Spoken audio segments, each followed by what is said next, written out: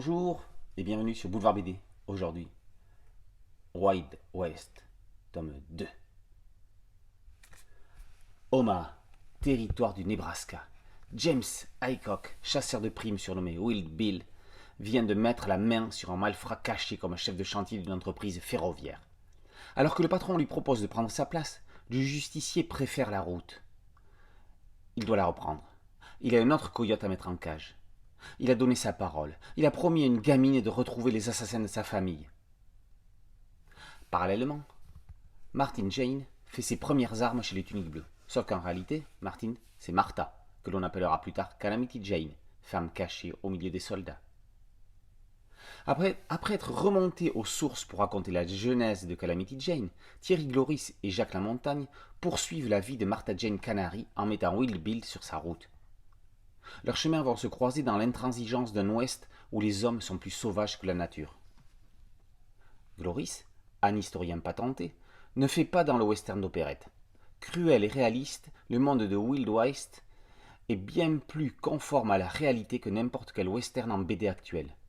Le scénariste met en parallèle les destins de Wild Bill Hickok et de Martha Jane Canary. Chacun d'eux est le narrateur de ses aventures jusqu'à ce qu'ils se rencontrent.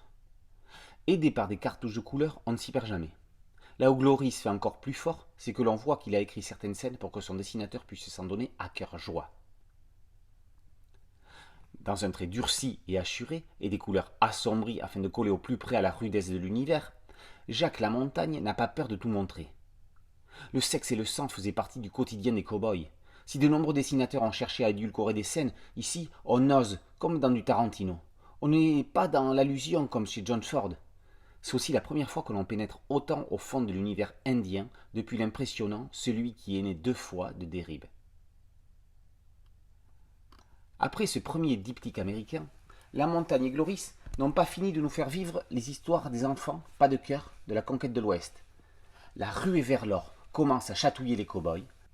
En attendant, ne vous privez pas de relire On a tué Wild Bill de Herman, également paru chez Dupuis il y a quelques années dans la collection Air Libre.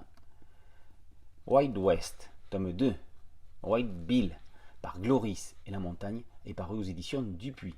Boulevard PD, c'est un podcast audio, une chaîne YouTube. N'oubliez pas de liker, de vous abonner et d'activer la cloche de notification pour être prévenu des nouvelles chroniques. A très bientôt sur Boulevard BD. Ciao.